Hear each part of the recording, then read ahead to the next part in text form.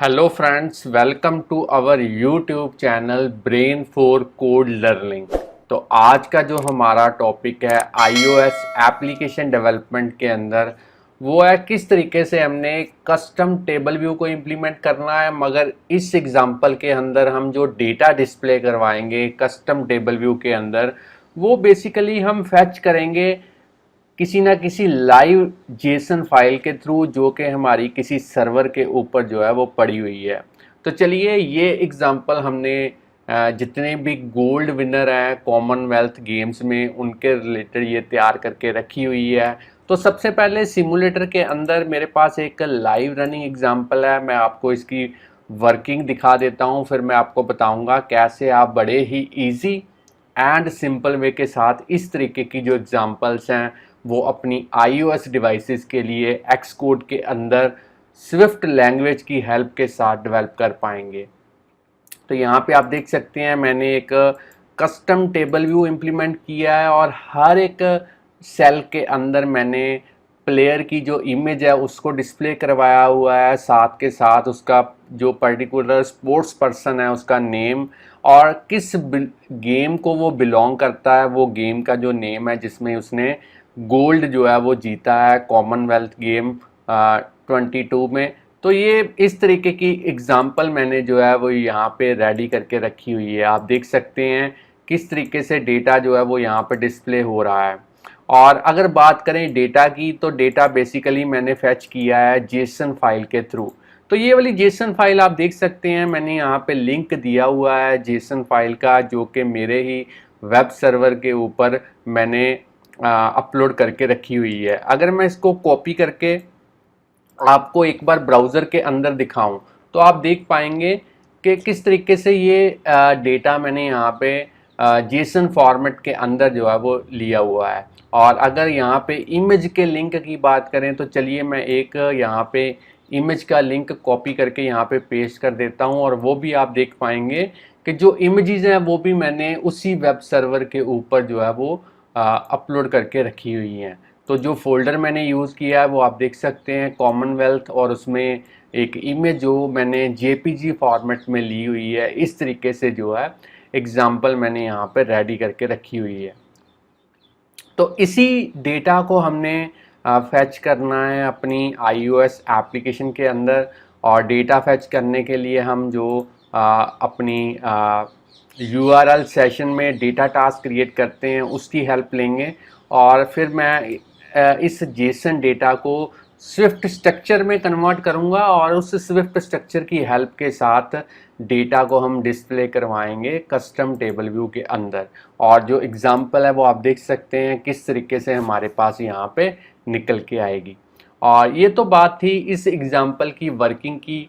आपको पता ही है जितनी भी मैं एग्जांपल्स अपने चैनल के ऊपर अपलोड करता हूँ उन सभी में मैं आपको प्रैक्टिकली इम्प्लीमेंटेशन करने से पहले थ्योरी के रिलेटेड जो एक दो टर्म्स इम्पॉर्टेंट है वो ज़रूर बताता हूँ, ताकि आप गूगल पे इन टर्म्स के बारे में सर्च करके और भी इंफॉर्मेशन और भी नॉलेज जो है वो गेन कर पाएँ। तो थ्योरी में सबसे पहले हमारे पास टर्म आती है कस्टम टेबल व्यू। तो आपको पता ही है कि iOS के अंदर जो टेबल व्यू है ये एक बिल्ट इन क्लास है जिसको हम UI टेबल व्यू नेम से जानते हैं, और उसको डिज़ाइन किया गया है स्पेशली इसी पर्पस के लिए ताकि आप डेटा को as a scrolling list of items की फॉर्म के अंदर जो है वो डिस्प्ले करवा पाएँ। और अगर बात करें टेबल व्यू को मैनेज करने की तो इसको मैनेज करता है टेबल व्यू कंट्रोलर। और आप कह सकते हो कि जो UI table view controller class है वो बेसिकली सुपर क्लास है इस UI टेबल व्यू की।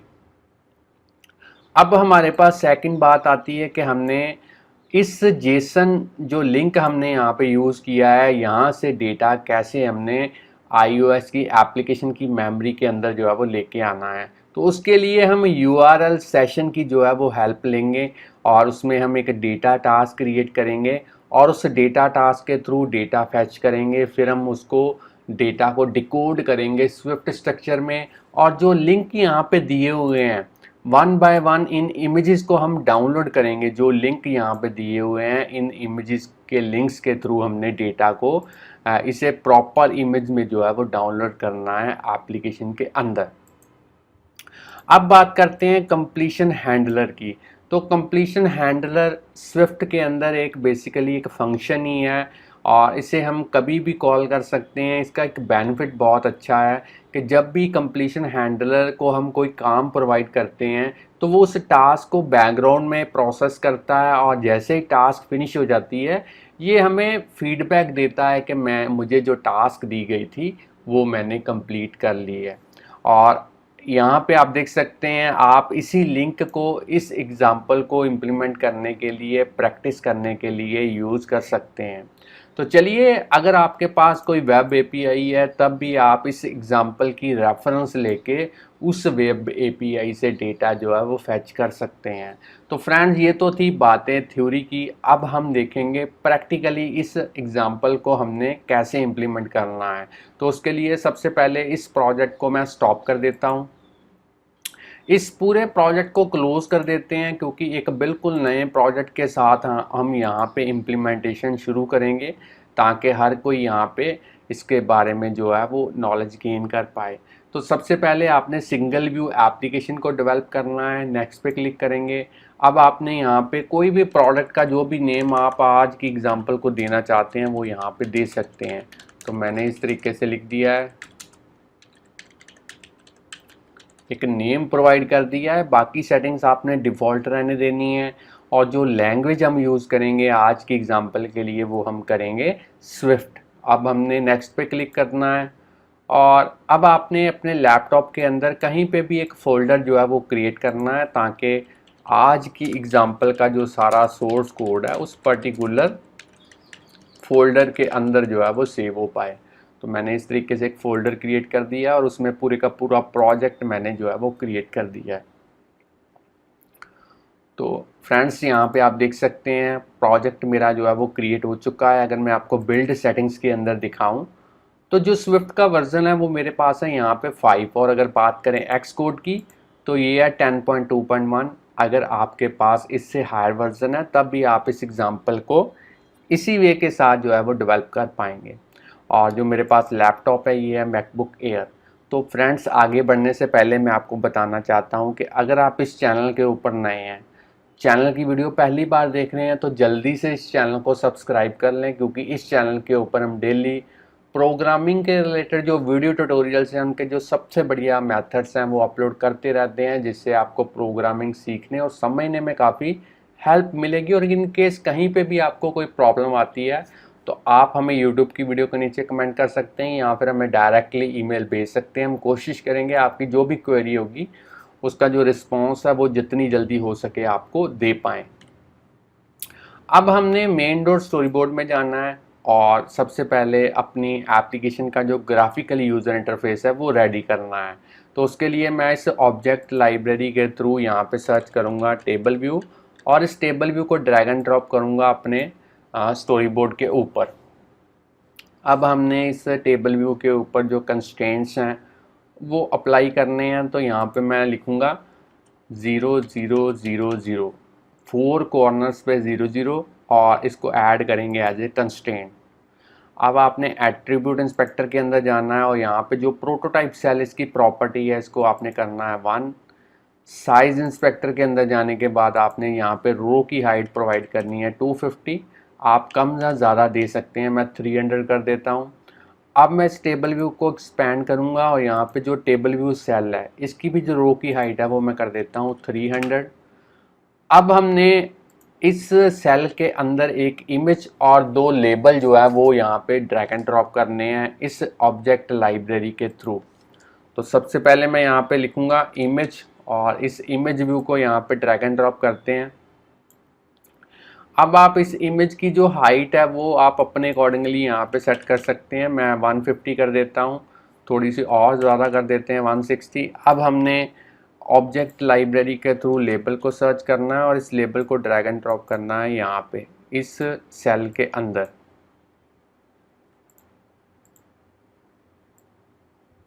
और इसको मैं थोड़ा सा इसकी विड्थ इंक्रीज कर देता हूँ और एट्रीब्यूट इंस्पेक्टर के थ्रू इसके जो बैकग्राउंड कलर है वो मैं यहाँ पे येलो कर देते हैं। आप कोई भी कलर ले सकते हैं, अलाइनमेंट सेंटर में कर देते हैं और यहाँ पे मैं लिख देता हूँ स्पोर्ट्स पर्सन नेम। चलिए, अब हमने इसी वे के साथ एक और लेबल यहाँ पे ड्रैग एंड ड्रॉप करना है और इसकी भी जो विड्थ है वो इंक्रीज़ कर देते हैं। और अब हमने, क्योंकि यहाँ पे जो गेम का नेम है वो मल्टीपल लाइंस में डिस्प्ले करवाना है, तो उसके लिए मैं इसकी लाइंस प्रॉपर्टी जो है वो यहाँ पे 0 कर देता हूँ।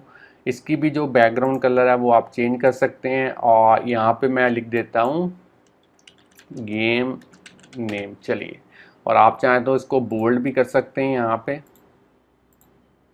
और इसकी अलाइनमेंट मैं सेंटर में कर देता हूँ। तो चलिए, यहाँ पे आप देख सकते हैं इस तरीके से मेरा जो ग्राफिकल यूज़र इंटरफेस है वो निकल के आया है। अब हमने इन यूआई एलिमेंट्स के ऊपर जो कंस्ट्रेंट्स हैं वो अप्लाई करने हैं। तो उसके लिए सबसे पहले इमेज को सिलेक्ट करेंगे और इसके ऊपर यहाँ से कंस्ट्रेंट्स अप्लाई करते हैं। इस चेक बॉक्स को आपने अनचेक करना है।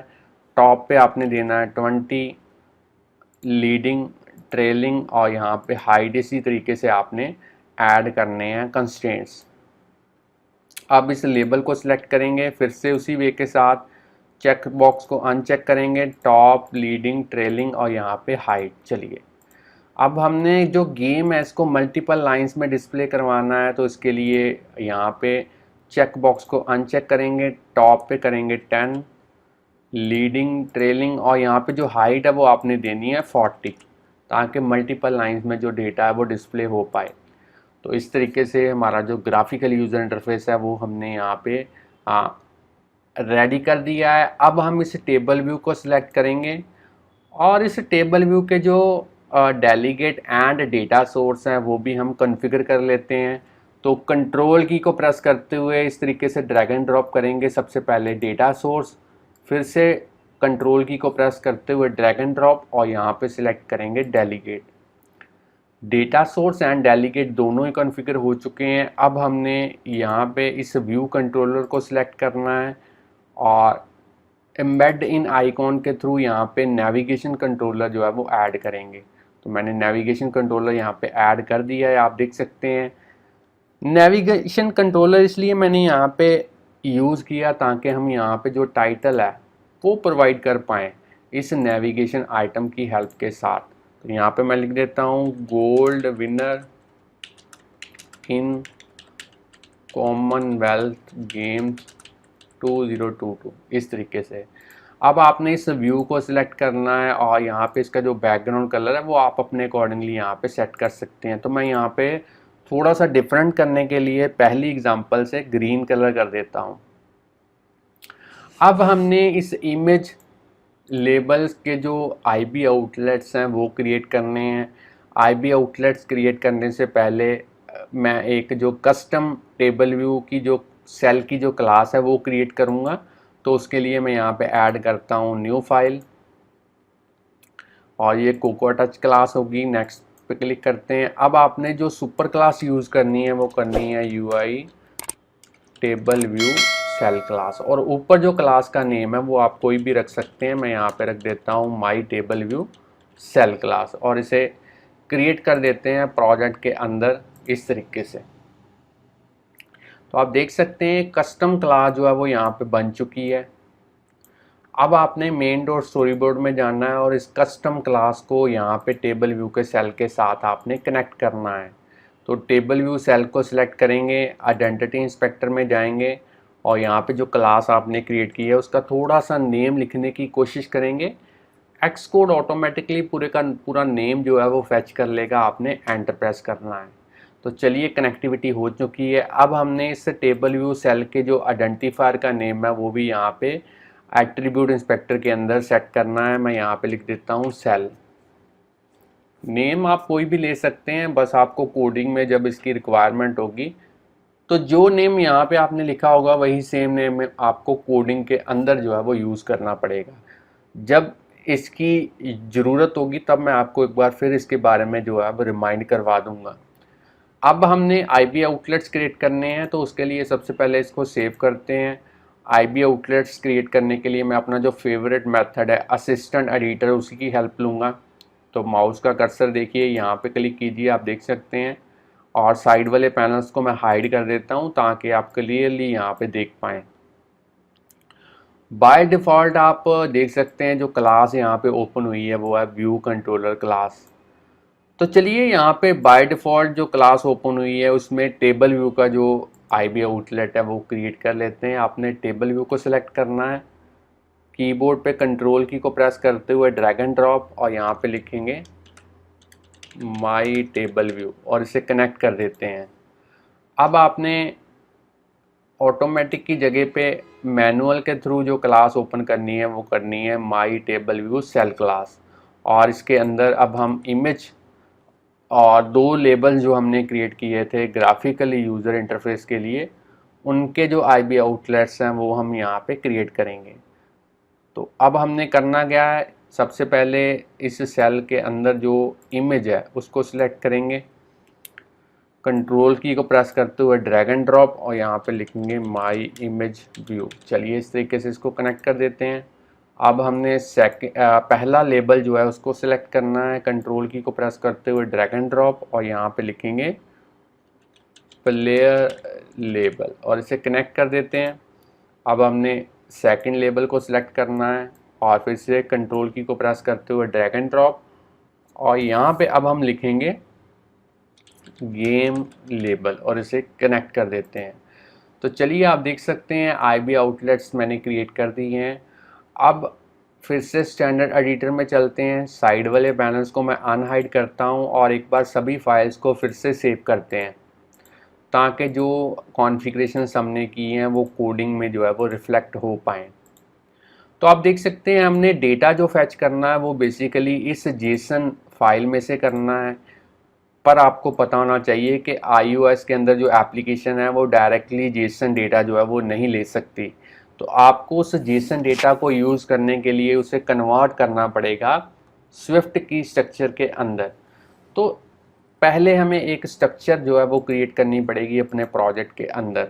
तो मैं यहाँ पे क्रिएट करता हूँ न्यू फाइल और यहाँ पे स्विफ्ट फाइल होगी है, नेक्स्ट पे क्लिक करते हैं। फाइल का नेम आप कोई भी दे सकते हैं, मैं यहाँ पे लिख देता हूँ स्पोर्ट्स डेटा और इसे क्रिएट कर देते हैं प्रोजेक्ट के अंदर। अब हमने यहाँ पे लिखना है स्ट्रक्ट स्पोर्ट्स डेटा और कोडेबल प्रोटोकॉल यूज़ करेंगे। कोडेबल का काम यही है जेसन डेटा को स्ट्रक्चर में कन्वर्ट करना और स्ट्रक्चर को वापस जेसन डेटा में कन्वर्ट करना। अब हमने यहाँ पे 3 मेंबर्स जो हैं, डेटा मेंबर्स जो हैं वो क्रिएट करने हैं, तीनों स्ट्रिंग टाइप के होंगे।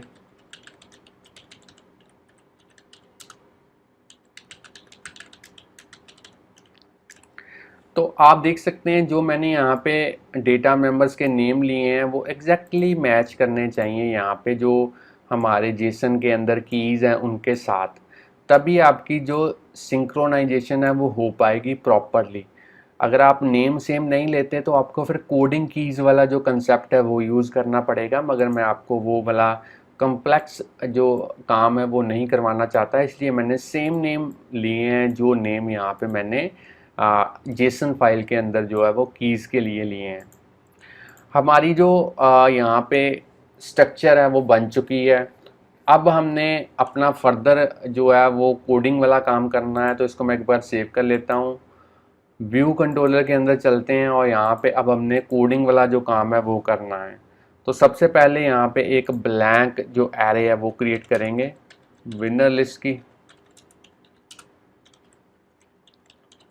स्पोर्ट्स डेटा नाम की स्ट्रक्चर होगी, उस टाइप की जो एरे है वो यहाँ पे हम क्रिएट करेंगे। अब हमने डेटा को फैच करना है जेसन फाइल में से, तो डेटा को फैच करने के लिए मैं यहाँ पे एक जो फंक्शन है वो क्रिएट करूँगा। तो मैं यहाँ पे लिख देता हूँ फैच डेटा नाम का जो फंक्शन है वो मैं यूज़ करूँगा ताकि जेसन जो फाइल है जो हमारी यहाँ पे इस लिंक के अंदर जो है वो पड़ी हुई है, इसको असेस करेंगे और उसके डेटा को हम फैच करेंगे और फिर उसको कन्वर्ट करेंगे स्ट्रक्चर के अंदर। तो सबसे पहले यहाँ पे हम लेते हैं let URL is equal to URL और यहाँ पे देंगे जो हमारा URL यहाँ पे है इसको हम कॉपी कर लेते हैं और इसको पेस्ट करते हैं इस URL के स्ट्रिंग पैरामीटर के अंदर। अब हमने यहाँ पे एक टास्क क्रिएट करनी है URL सेशन के थ्रू, और ये डेटा टास्क होगी। और यहाँ पे विद में हम पास करेंगे URL, फोर्सली अनरैप करेंगे और कंप्लीशन हैंडलर को इस तरीके से हम यूज़ करेंगे। और कंप्लीशन हैंडलर के अंदर हमने 3 तरीके का जो डेटा है वो यूज़ करना है, रिस्पॉन्स, एरर, और जहाँ पे आपका कंप्लीशन हैंडलर क्लोज हो रहा है उसके बाद आपने टास्क को करना है रिज्यूम इस तरीके से। और इनके बाद आपने यहाँ पे सबसे पहले डेटा को वैलिडेट करना है, तो उसके लिए मैं गार्ड स्टेटमेंट जो है वो यूज़ करूँगा। एरर जो है वो नील के इक्वल होनी चाहिए। अगर एल्स में जाता है हमारा कंट्रोल तो हम यहाँ पे प्रिंट करेंगे एरर मैसेज आउटपुट विंडो के अंदर वाइल असेसिंग डेटा, और वापस रिटर्न कर जाएंगे इस फेच डेटा फंक्शन में से। और अगर सारा कुछ वैलिडेट प्रॉपरली होता है तो यहाँ पे डू स्टेटमेंट हम यूज़ करेंगे। और डू में अगर कोई एरर आती है, कोई किसी किस्म की कोई दिक्कत आती है, तो कैच ब्लॉक के थ्रू उस एरर को हम पकड़ेंगे। तो इसमें हम लिखेंगे प्रिंट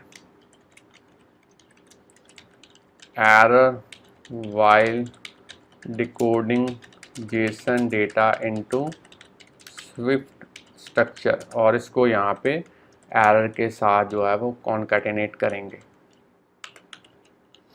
और वापस यहाँ पे डू में जाएंगे। डू में अब हमने कोडिंग करनी है। बेसिकली जेसन डेटा को हमने स्विफ्ट स्ट्रक्चर में जो है कन्वर्ट करना है, तो जेसन डिकोडर हम यूज़ करेंगे, डिकोड, और यहाँ पे इसको पास करेंगे स्पोर्ट्स डेटा वाली जो स्ट्रक्चर थी वो, और यहाँ पे लिखेंगे सेल्फ, और फ्रॉम में लिखेंगे डेटा।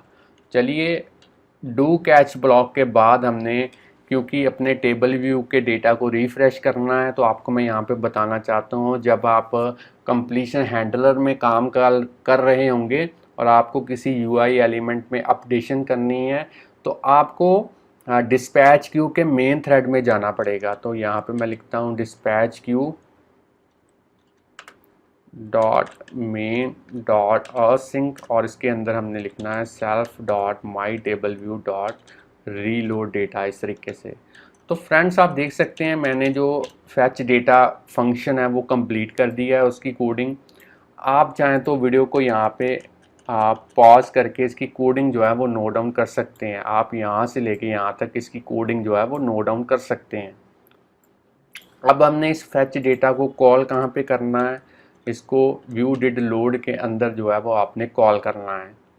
और अब हमने आगे फर्दर जो कोडिंग करनी है वो करनी है, जो इमेजेस हैं जो इस लिंक के थ्रू हमने डाउनलोड करवानी है उसका कोड लिखना है, और उसके बाद हमने टेबल व्यू को इम्प्लीमेंट करने के लिए उसके जो प्रोटोकॉल्स हैं उनको यूज़ करना है।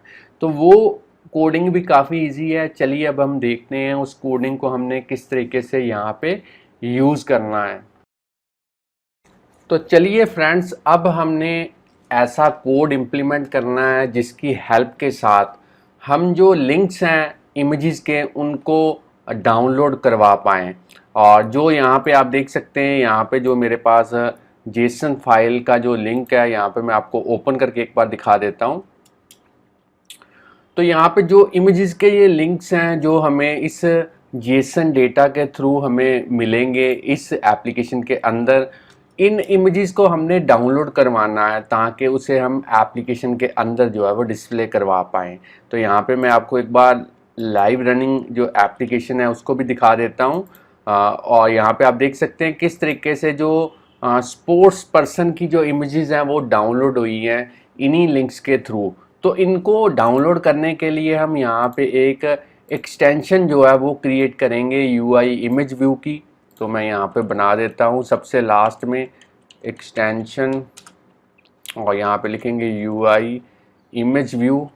और अब हमने यहाँ पे एक कस्टम फंक्शन जो है वो इम्प्लीमेंट करना है। तो उसके लिए मैं यहाँ पे लिखता हूँ फंक्शन डाउनलोड इमेज नाम का एक फंक्शन क्रिएट करते हैं जो कि कस्टम होगा। जिसको आप कह सकते हैं यूज़र डिफाइंड, और इसको हमने पैरामीटर के तौर पे एक यूआरएल जो है वो पास करना है। सबसे पहले कंटेंट मोड जो प्रॉपर्टी है इसको स्केल टू फिल करना है। अब हमने एक डेटा टास्क क्रिएट करनी है यूआरएल सेशन के थ्रू, और चलिए विद में हम यूआरएल पास करेंगे और यहाँ पे अब हमने कंप्लीशन हैंडलर को यहाँ पे यूज़ करना है। 3 तरीके का जो डेटा है वो हमें यहाँ पे प्रोसेस करना है, डेटा, रिस्पॉन्स, एरर। और अब हमने जहाँ पे आपका कंप्लीशन हैंडलर क्लोज हो रहा है उसके बाद हमने डेटा टास्क को यहाँ पे करना है रिज्यूम। चलिए इस कंप्लीशन हैंडलर के अंदर अब हमने इमेज को डाउनलोड करने वाला जो कोड है वो लिखना है। सबसे पहले गार्ड स्टेटमेंट को यूज़ करेंगे यहाँ पे डेटा को वैलिडेट करने के लिए, और यहाँ पे हम रिस्पॉन्स को जो है वो चेक करवाएंगे।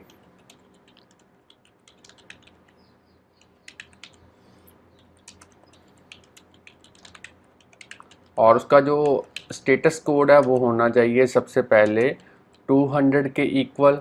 उसके बाद में जो नेक्स्ट वैलिडेशन हमने लगवानी है वो लगानी है एम ई टाइप जो है वो उसकी चेक करनी है।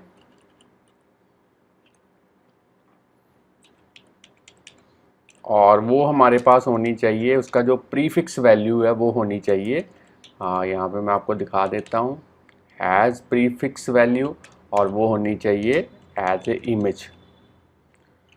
तीसरी वैलिडेशन जो हमने यहाँ पे लगानी है वो डेटा के ऊपर लगानी है। चौथी हमने एरर को चेक करना है कि वो नील होनी चाहिए। और 5वें नंबर पे हमने जो डेटा है उसको इमेज में कन्वर्ट करना है यूआई इमेज के थ्रू, और उसका जो डेटा पैरामीटर है वो हम यूज़ करेंगे और इसको डेटा पास करेंगे। अगर ये चारों वैलिडेशन प्रॉपरली चलती हैं तभी हमारा जो प्रोसेस है वो आगे बढ़ पाएगा, नहीं तो हम यहाँ पे डायरेक्टली करेंगे रिटर्न। आप चाहें तो यहाँ पे कोई भी एक मैसेज जो है वो दे सकते हैं, error while assessing images through URL. चलिए इस तरीके से एक मैसेज हम प्रिंट करवा देते हैं। अब हमने अपना क्योंकि यूआई एलिमेंट में चेंज करना है, कुछ ना कुछ अपडेट करना है, तो उसके लिए हमें डिस्पैच क्यू के मेन थ्रेड में जाना पड़ेगा। तो मैं यहाँ पे यूज़ करूँगा dispatch queue dot main dot async, और अब हमने यहाँ पे लिखना है self dot image equal to image, इस तरीके से। तो फ्रेंड्स आप देख सकते हैं हमने जो यहाँ पे यूआई इमेज व्यू के थ्रू जो एक्सटेंशन यूज़ करके एक कस्टम फंक्शन जिसका नेम हमने रखा है डाउनलोड इमेज, ये हमने इम्प्लीमेंट कर दिया है। आप चाहें तो वीडियो को यहाँ पे पॉज करके इसकी जो कोडिंग है वो नोट डाउन कर सकते हैं। अब हमने जो नेक्स्ट इम्प्लीमेंटेशन करनी है वो करनी है टेबल व्यू को इम्प्लीमेंट करना है। तो आपको पता ही है टेबल व्यू को इम्प्लीमेंट करने के लिए हमें जो प्रोटोकॉल्स हैं उनको यूज़ करना पड़ेगा। तो मैं यहाँ पे लेता हूँ फिर से एक्सटेंशन व्यू कंट्रोलर, और यहाँ पे मैं 2 प्रोटोकॉल्स यूज़ करूँगा, UI table view delegate, UI table view data source. इस तरीके से 2 मैंने प्रोटोकॉल्स जो है वो यूज़ किए हैं। तो आपको पता ही है जब भी आपने प्रोटोकॉल्स को यूज़ करना है तो उनको कंफर्म करने के लिए, उनके ऊपर खरा उतरने के लिए आपको उनके जो कंपलसरी मेथड्स हैं वो कोड करने पड़ते हैं। तो मैं जहाँ पे जैसे फिक्स पे क्लिक करूँगा तो आप देख सकते हैं जो कंपलसरी फंक्शंस हैं उनका जो स्केलेटन है वो यहाँ पे बन चुका है। इनको कोड करना सबसे ज़रूरी है। इनके अलावा अगर प्रोटोकॉल के रिलेटेड कोई भी आप फंक्शन क्रिएट करना चाहते हैं तो आप यहाँ पे कर सकते हैं। तो टेबल व्यू का ही पहला फंक्शन है जिसमें आप पैरामीटर देख सकते हैं कि नंबर ऑफ़ रोज़ जो हैं वो कितनी होनी चाहिए सेक्शन के अंदर। तो यहाँ पे हम रिटर्न करेंगे जितने number of elements winner list वाली एरे में थे उतने नंबर ऑफ़ रोज़ जो हैं वो सेक्शन के अंदर होंगी। तो पहला फंक्शन हमारे पास यहाँ पे इम्प्लीमेंट हो चुका है। आप चाहें तो वीडियो को पॉज करके साथ के साथ जो कोडिंग है वो नोट डाउन कर सकते हैं। और अगर आपने हमारा चैनल अभी तक सब्सक्राइब नहीं किया तो जल्दी से सब्सक्राइब कर दें, और अगर वीडियो को लाइक नहीं किया तो वीडियो को भी लाइक जल्दी कर दें।